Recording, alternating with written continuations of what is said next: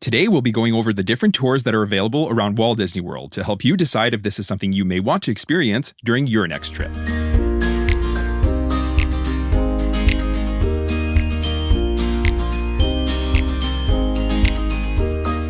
Hello and welcome to the Let's Go to Disney podcast. I'm Oliver. And I'm Lucy. Today is Sunday, February 16th, and you're listening to episode 75, Exploring Walt Disney World's Tours.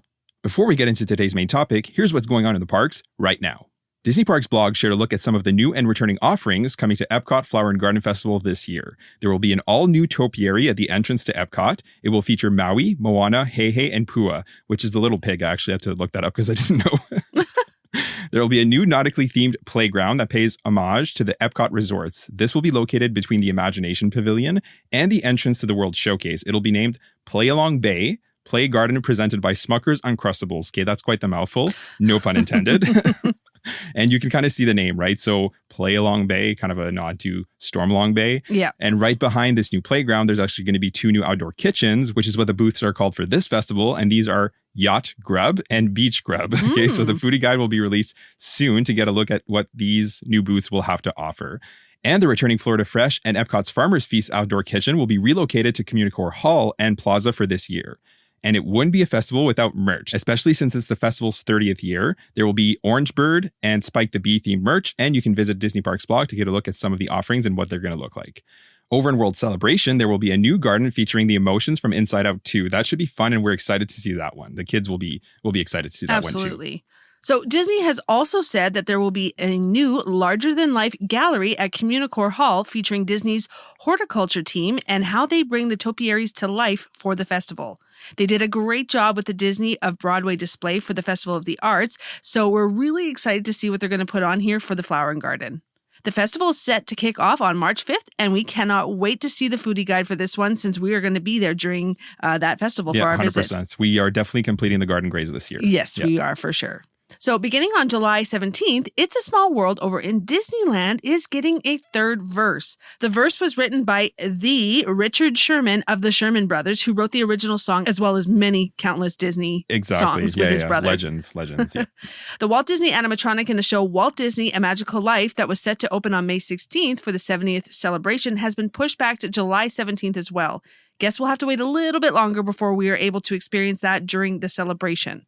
Disney Parks blog dropped their foodie guide for the California Adventure Food and Wine Festival that will run from February 28th through to April 21st. There will be a ton of returning favorites as well as some fun new options, so make sure to check that out if you are planning a trip to the West Coast in the upcoming weeks. Yeah, it always throws me that their food and wine is like basically springtime, right? Where ours is always in the fall. It starts like late August and goes to pretty much November. Yeah, so true. And it's funny we say ours because we're actually closer to California than we are to Florida. Just because we identify more with Walt Disney World. But yeah, I hear what you're saying.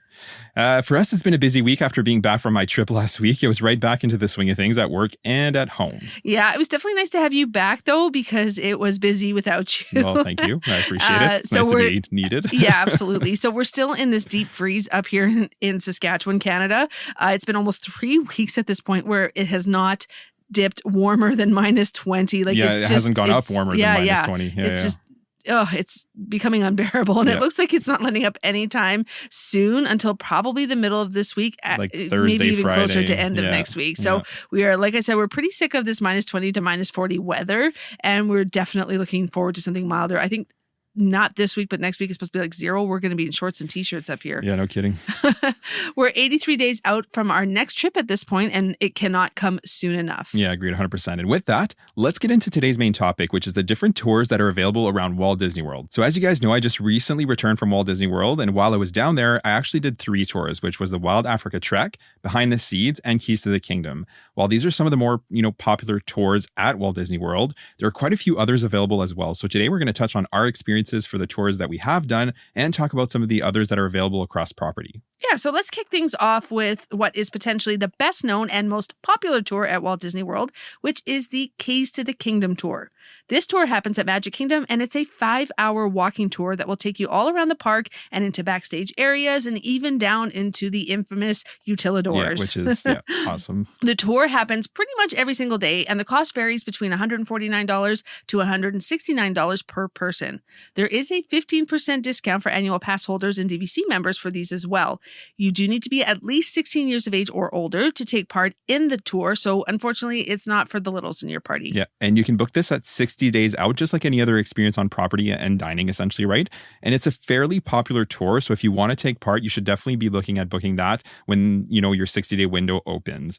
Note that you do have to pay the cost of the tour in advance, but it is refundable if you were to change your mind. Note, though, that does include a 24-hour cancellation policy. So you can cancel, but if you cancel within 24 hours, you forfeit the cost of the tour. Having said that, let's get into what the tour entails. So fair warning here, there will be spoilers in this episode. Okay, we're not going to go into painstaking detail about what you're going to do on the tour, but we're going to give you kind of broad strokes and give you a good idea if this is something you'd be interested in.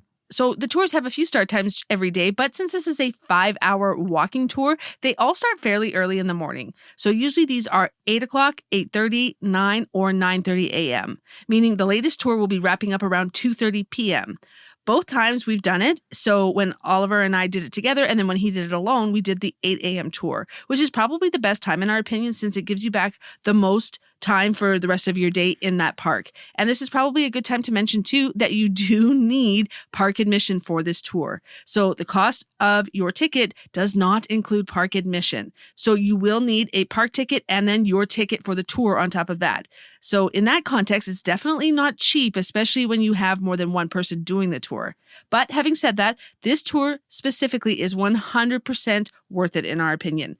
Something that we often see people ask online is how to access the park that early. So, for example, if you have that 8 a.m. tour booked, but the park doesn't open until 9, meaning early entry is not until 8:30, what gives? Well, Disney knows what they're doing. So every day, guests are allowed onto Main Street well before early entry. So think usually in between that 7:45 and 7:50 range.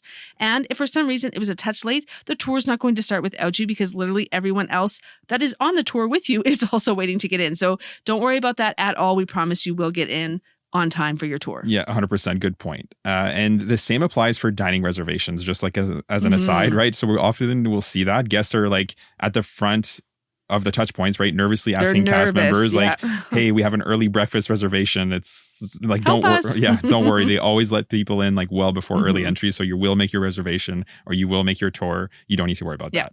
Now, having said that, when you do enter the park, for Keys to the Kingdom specifically, you're going to go to the first building on your right, which is Town Square Theater. And this is where the Mickey Mouse meet and greet is located. There's a counter to your left right when you walk in, and you're going to see signs for Keys to the Kingdom, and that's where you check in. You really can't miss it. No, you can't. When you check in, you do have to provide photo ID, so make sure to have that with you, and you'll be given an audio device that will connect to a microphone hooked to your guide.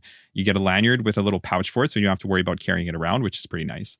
It has an earpiece that you kind of slide over your ear so that you can always hear what your guide is saying as you make your way around the park, because sometimes it does get a little crowded and like... Well, she'll have your back to you, or she or he, I should say, will have your back to you sometimes when they're walking. Yeah, no, absolutely. And then like sometimes you are in like super crowded areas and people are talking, so it can be hard to hear. So it really makes... It like makes her a voice, huge and I say difference, her, but because both times we had female Yes. guides, but so that you can hear them. And at this point where you're checking in, you're also going to place your lunch order. So that's something I actually forgot to mention, is that there's a lunch included in the cost of your ticket. So the last 2 times we did lunch, it was at Columbia Harbor House, but we know it's been at other places before, like Pecos Bill, among others, right? So your mileage may vary there. Yeah, which are the quick service some of the quick service locations. Yeah, exactly. Around They're not Kingdom. taking you to a table service. Yeah. It will be a quick service. It's just sometimes it rotates. Yeah, exactly. So then after that, your guide will introduce themselves and away you go. The tour starts on Main Street and your guide will give you a good background on the park and Disney trivia as a whole.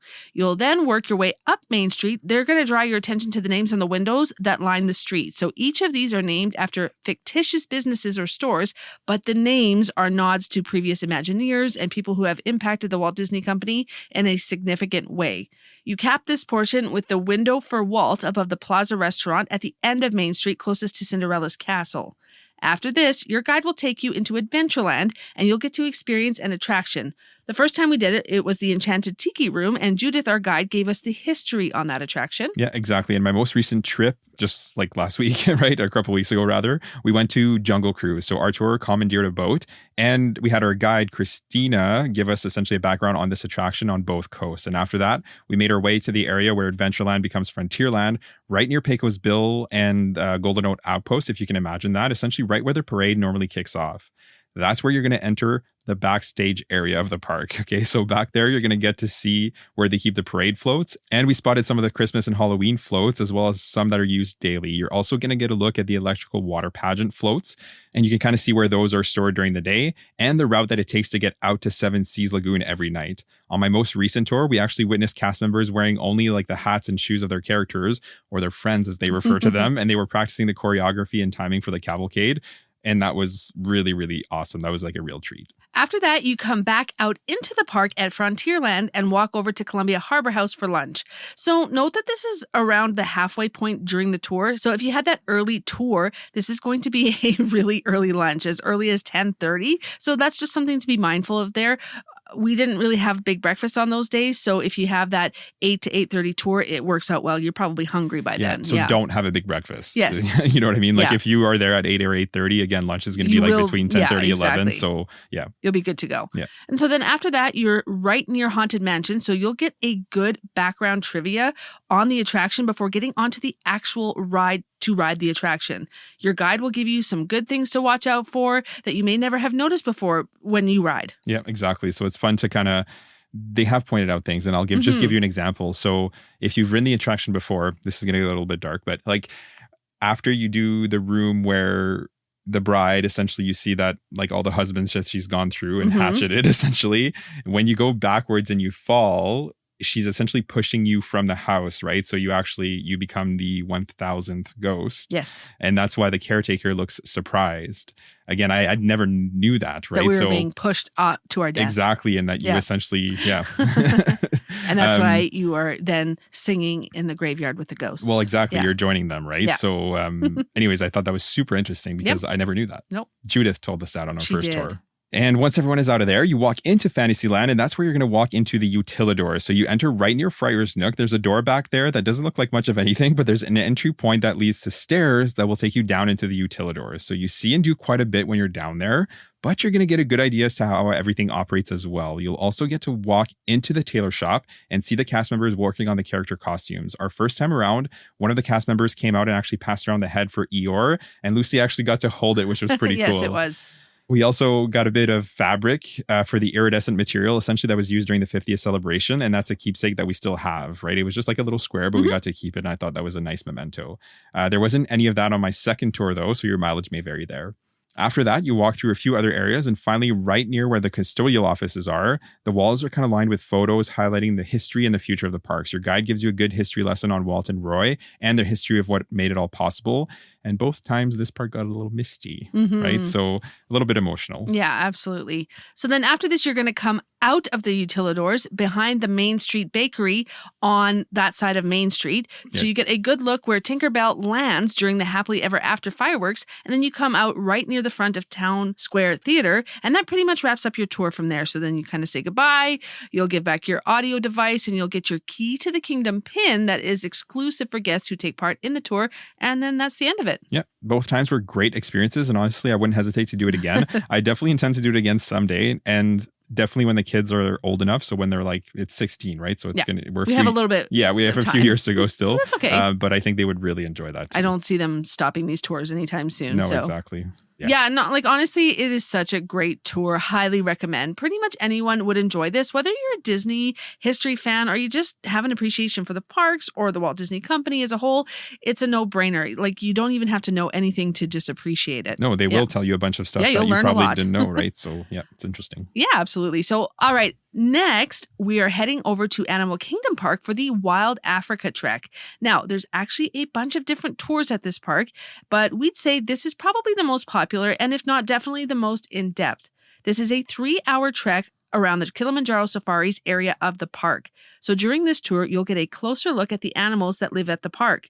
Just like at the Keys of the Kingdom, this is booked at 60 days out, and it is popular, so booking early is recommended. The cost is $219 per person, so it's definitely not cheap. It's actually more expensive than Keys to the Kingdom. And again, this is on top of your park admission, which is not included at the cost of your trek, and you do need park admission. There is a 15% discount again for annual pass holders and DVC members. There's also that same 24-hour cancellation policy as well. Yeah, exactly. And there are a few kickoff times for the tour as well. So they're usually 8:45, 10:15, 11:45, or 12:30 p.m. So at around 3 hours, the last tour is usually wrapping up around 3:30 p.m. or so. When I did it, I did the 11:45 time, and that seemed to work really well. I was there early for rope drop, so I got a lot of attractions done early in the morning, and I was able to kind of relax and enjoy the tour when 11 o'clock rolled around. The first tour here starts after the park is already open, so you don't need to worry about that at all. And I actually got an email from Disney the week before with a few instructions, one of which was to check in for the trek 30 minutes before start time. So there are also some other rules, like you need to wear closed-toed shoes and wear comfortable clothing, and skirts or short shorts are not allowed since you're going to have like a harness with like straps that are going to go around your thighs, right? So that needs to be kind of free and clear. And you also need to be under 300 pounds. This is for safety because you get tethered to like ropes and bridges and whatnot, and they actually weigh you back there. Having said that, check-in is at a small booth right next to the entrance to Kilimanjaro Safaris. And here you sign a waiver, and same thing, you do need to provide photo ID as well. Shortly after, cast members came and got a few of us, and we were weighed, fitted with vests, and they put on the harnesses that includes those straps around the thighs like I was mentioning. You're also given an audio device pretty much identical to the ones you get on other tours. They also give you a metal water bottle, which like actually has like Disney's Wild Africa Trek stamped on it, and you get to keep that. So I thought that was pretty cool. Yeah, I agree. And then one thing we actually didn't mention, but for Keys to the Kingdom, you're not allowed to take photos or videos. Nothing. I'm sure if you do it, you'll get in trouble. No, for sure. Yeah. They actually ask that you keep your phone concealed throughout the entire tour, even when you're not backstage. But for the Wild Africa Trek, it's actually the other way around. You can have your phone or camera the entire time, and you can take as many photos and videos as you want, even backstage. But it does need to be strapped to you. So they actually give you a little loop for your phone case that you can clip onto your vest with a carabiner so you don't drop it during your tour. Yeah, exactly. And once everyone was ready to go, we formally met our guides, Shannon and Dom, who were both awesome. And they also, that's one thing I didn't mention, but they took photos of us like all kitted up and ready to go before we set off. And that's another great thing about the tour. So Shannon and Dom actually had cameras, and they take photos of you and your party during the tour. And you actually, at the end of it, you're going to get a link to download all the photos after the trek, which I think is just such a great thing because one, you get, photos of you and your party. Like there was families, so obviously they got a bunch of family photos and like fun candid ones that are really, really awesome. But they also take a bunch of photos of the animals, right? So I have like great shots of the hippos, giraffes, zebras, and everything else. And you all get to download and keep those after, which is awesome. And the tour kicks off with you walking into the woods and kind of around the safari, and you come out at the top of the hippo enclosure. Here, there was a cast member that works with the hippos there to give us some fun trivia on the hippos. We hooked up to ropes and entered the enclosure to get a closer look. The cast member actually fed them heads of lettuce, and I mentioned this last week, but these snacks are above and beyond their regular diet. So the hippos' diet isn't dependent on them showing up for this tour. So one hippo did, and the other didn't, and that was no big deal. After that, we continue on, and we got to actually walk around on the suspended bridges, and we walked over the enclosures for the hippos and the crocodiles, which I thought was like probably the best part of the tour. Absolutely. That sounds like so much fun. No, 100%. And like we've seen people doing this tour from the regular safari trucks, and it's always been something I've wanted to do. And I can confirm that walking on those bridges is great. I loved it. After that, we came out on the other side, and we did the same thing with the crocodiles. We entered the enclosure and got a closer look while a cast member kind of told us about them and how they care for them at the park itself. After that, we actually took all our vests off and gave our devices back, and we headed into a small truck. So this took us around the savannah. But since the truck is smaller than the one that you board for Kilimanjaro Safaris, we were actually able to go off track and get a closer look at some of the animals like the giraffes, zebras, among others. They also took us to the boma on the savannah as well. So this is that covered porch area that you can actually see from the regular safari. It's not hidden or anything. Here they had a lunch set out for us, and I actually forgot to mention that, but that lunch is provided, right? So it's part of your ticket. It's served in a tiffin, which I didn't know, but the restaurant called Tiffins, and this is in reference to that, but that's a kind of steel container with different layers that's meant to keep food cool. That's what our lunch was served in. Inside, they had tandoori shrimp, chicken chimichurri wraps, hummus and bread, pickles, olives, mozzarella, prosciutto, and they also had this kind of small homemade granola bar that came from the Tiffin's kitchen. which was Tiny But Mighty, right? I really, really enjoyed that. It was super tasty. We might have to go to Tiffin's just so that we can get one of these. You took some photos of all the food, and it was a great presentation. Yeah, agreed. All of it looked absolutely delicious. It was delicious. Very fresh looking. Exactly, yeah. And they had a few pictures of Pog juice as well, which I really appreciated. Yeah, Pog juice is good. And yeah, like that's the thing. We had lunch overlooking the savannah, and it was a highlight for me. It was really, really a great experience. After that, we loaded back into the truck, saw a few more animals like the rhinos and elephants, and then we were brought back to the front of kind of the safari's tour, and we unloaded there. We retrieved our personal items from the lockers they had provided when we were fitted for our vests, and we got the link for our photos like I was mentioning, and that was it. We said goodbye to our guides, and you know, that was wrapping up the tour. Again, this was a phenomenal tour. I really, really love this one, and again, I wouldn't hesitate to do it, you know, again, once more, twice more. You know, it's not cheap, but when you consider everything you get to do and see, right? Plus the water bottle you get to keep, the great lunch and the photos, like to me, it was worth it for sure. Yeah, absolutely. I would definitely want to do this one. And you do have to be at least 8 years old to take part in this one. But I would definitely want to do it and bring the kids with us when they're old enough. Our son is old enough and our daughter will be next year. Yeah. In December, she turns 8. So yeah. And if we go again next spring, like we usually do. We might have to look into that just as a fun something to do. We're always looking to do new things with the kids that they haven't experienced yet. Agreed 100%. All right, next up, let's head on over to EPCOT for the Behind the Seeds tour. This is a 1-hour walking tour that takes place at the Land Pavilion at EPCOT. And then this takes you behind the scenes of the fish farm and the 4 greenhouses that make up the pavilion. And same thing, you can book this one in advance at 60 days out. The cost is $45 per person. There's a 24-hour cancellation policy, and you do need a park admission on top of the cost of your tour. There is also a 15% discount for annual pass holders and DVC members. Since the tour is only 1 hour long, it has several kickoff times, which are usually 10:30 and then every hour thereafter until 4:30 p.m.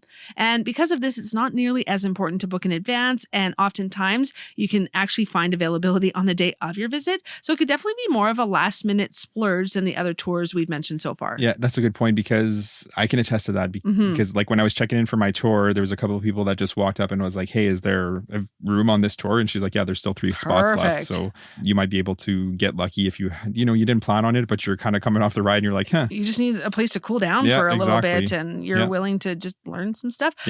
Living with the Land is one of my favorite rides at Disney. And the tour itself I thought was awesome. So anyways, for this tour, you check in about 15 minutes before the tour at the booth that is located right at the exit to Living with the Land. You can't miss it. It has signs advertising Behind the Seeds tour and everything. So you sign a waiver here and you have to provide photo ID to take part, just like the other tours.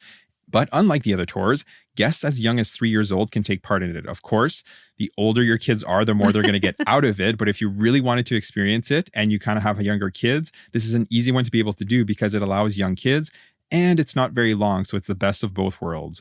Once your tour start time kind of gets closer, you're going to meet your guide and they're going to take you backstage of the Land Pavilion and give you your audio devices. Since some areas are a little louder and you may be, a bit further away from your guide, so you still want to be able to hear them, and that's the purpose of them, right? So you're always able to hear them. After that, they take you into the greenhouses and they're going to cover all of the different ways that they grow crops and how and why things are set up a certain way. You're going to get a behind the scenes look at where they breed the plants and the natural pest predators that they, let into the greenhouses to prevent problems. And then you actually get to go right into the greenhouses themselves. If you've ridden the attraction, we mean the area like with the sand and the crops and everything. You actually get to walk through there, which I thought was awesome. They go in depth into the details and how they care for the plants and what they do with them. And we actually got to eat a bit of cucumber from cucumber crops that had just been harvested that morning, which again, I thought was really, really fun. After that, he took us to the fish farms and we got an up close look at the shrimp, catfish, bass, and tilapia that are located there. Did you guys get to go into the lab part?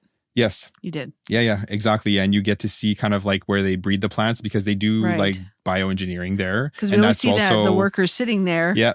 We got to look at that. And they also, that's where they breed like, the ladybugs and like the flies very that cool. like eat the pests essentially, right? So that are needed. Yeah, exactly. It was pretty cool.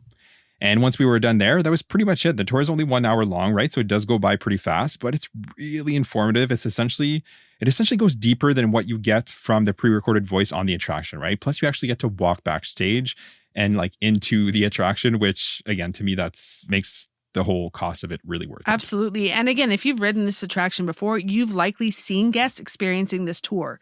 And another thing is that just like the Wild Africa Trek, you're allowed to have your phone and camera even when backstage here, and you can take as many photos and videos as you would like. Yeah, exactly. And I sure did get some great shots and footage back there. And then we were brought back to the guest side of the land pavilion, returned our audio devices, and that was it. Again, this is definitely one I would do again. And this is probably a really good tour to do with your kids, like I was saying, to kind of get them warmed up and used to taking tours. It's short, interactive, and fun, and I can definitely recommend this one as well. All right, that wraps up the tours that we have personally experienced, but there are several more tours available on property, so let's cover those as well.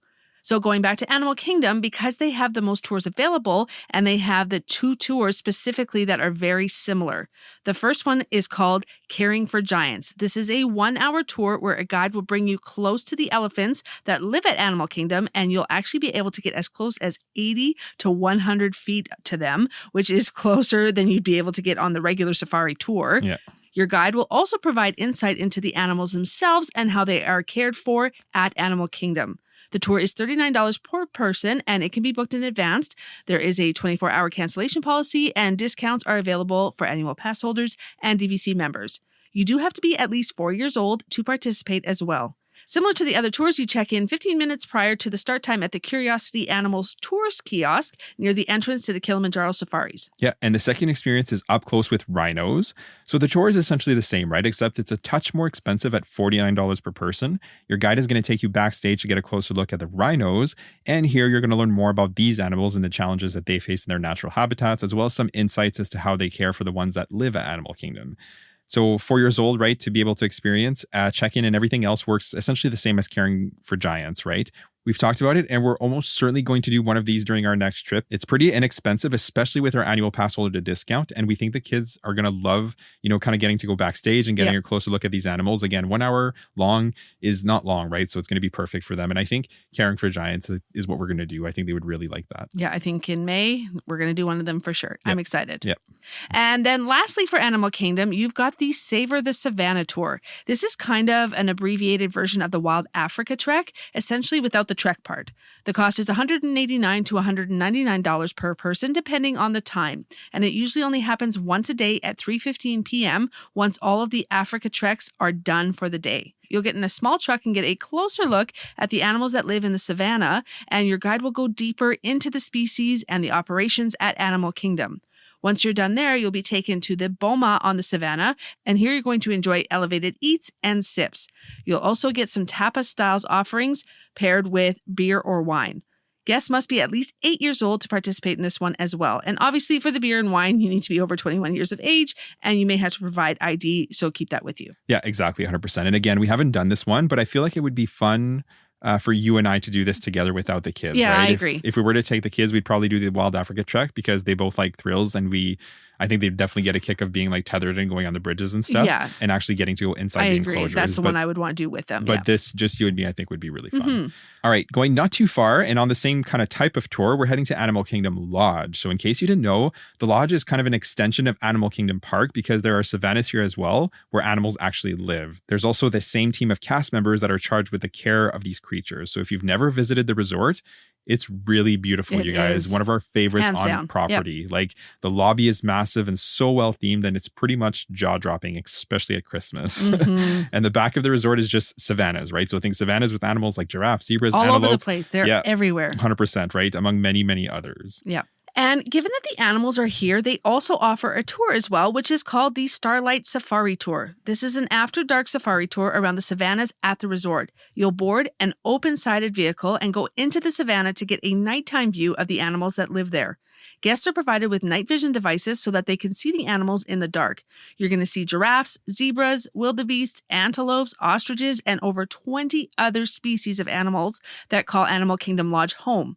The tour is approximately an hour, and guests must be at least 8 years old to participate. Note also that this tour is available to everyone, so you don't necessarily need to be staying at the Animal Kingdom Lodge. Anyone can participate in this one. The cost is $75 to $89 per person, depending on the time of year you are there, and there is a discount for annual pass holders and DVC members. You can book this one in advance as well, which we would always recommend. Just better to book in Yeah, advance. if you want to do it, it's just safer. Absolutely. Yeah. There's also that 24-hour cancellation policy in effect as well. So for the tour, you're going to check in at the Kidani Villages area of the resort, which isn't at the main lobby, but a little ways away. You can either walk there or take the resort shuttle. And Disney also asks that you arrive 15 minutes before just to make sure that everyone is ready to go when the tour starts. Yeah, and again, we've never done this one, but it does sound intriguing. And if we stay here with the kids in the next couple of years, we definitely consider doing this one. It sounds fun. Oh, they would get a kick out of like night vision goggles and seeing them at night. Yeah, it's right up their alley.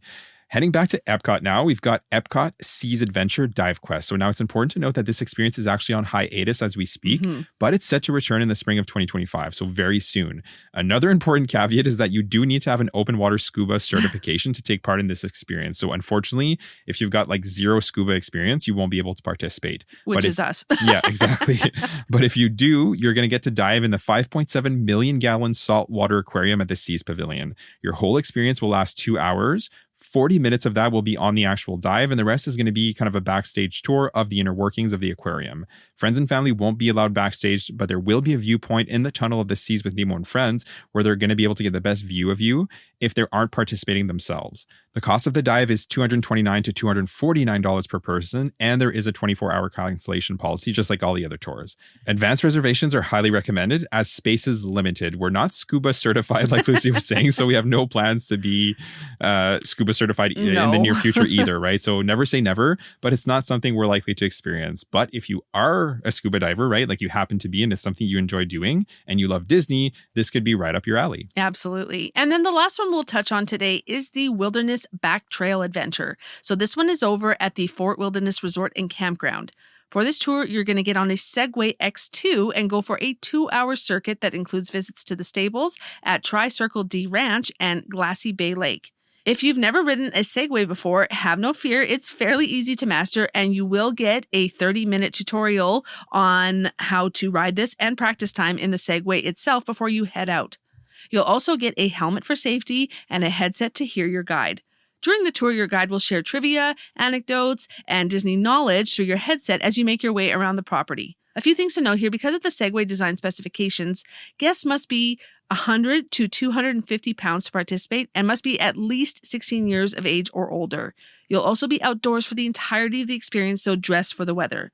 If there's inclement weather, part of the tour might be canceled, and in that case, you'd receive 50% of the cost of the experience back. The first portion would be in the covered pavilion, so you will for sure get to do that part. The first part, exactly. Yeah, exactly. The experience is $90 per person, and again, discounts are available. Start time is 8:30 a.m., and if you're not staying at the resort, you may have to drive to the resort or take a rideshare because Disney Transportation likely isn't running to the resort from the parks at that time.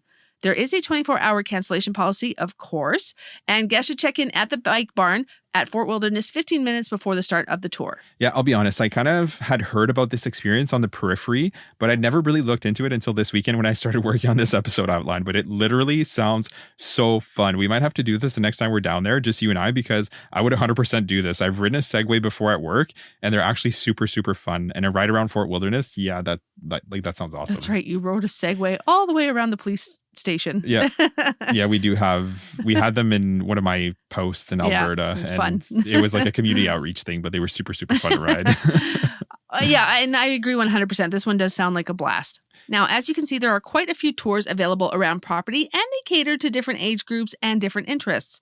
For us, we definitely find some are more accessible than others.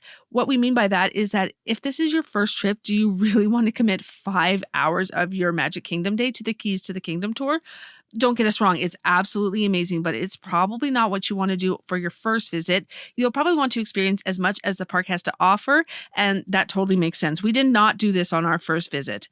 It is a great way to spend 5 hours in the park, yes, 100%, but usually when you visit it at least once and maybe even a couple or a few times, and you're not so worried about the time being taken up in different ways. Yeah, exactly. Whereas on other tours like Behind the Seeds, it's fairly low commitment in terms of money and time, right? So it's one of the least expensive experiences we talked about today, and you can get away with not booking it in advance, and it's actually over fairly quickly. So it's a fun tour to take, and you could feasibly take it on your first visit and not feel like it's taking a bunch of time out of your park day, right? It's essentially equivalent to a table service experience in terms of time and price, really, if you're like a few people in your party. Yep. Yeah.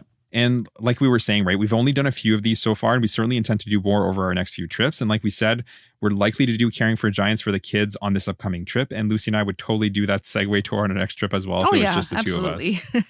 So long story short, is this something you should consider? Obviously, that's a very personal thing. A 1-hour tour is easily justifiable in terms of time and price. The longer, more expensive tours is definitely a bigger commitment for price and time. So it might be best saved for a later trip. But again, only you know what's best for you and your family.